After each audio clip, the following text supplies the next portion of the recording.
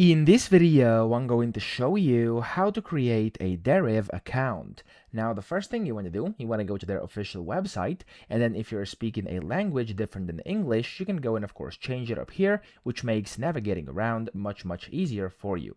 Now, whenever you've done that, click on the Open Account button top right over here, and there we go. It's going to give you the option to actually sign up. So first, you're going to have to select your country or region. So here, I'm just going to go and select the country. I'm going to type in like that. There we go, Australia, and I'm going to click on sign up.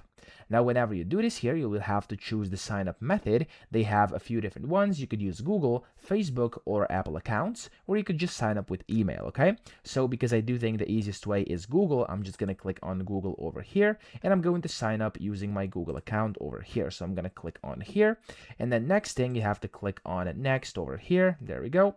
So it's going to say continue over here for yourself. I have it in a different language over here.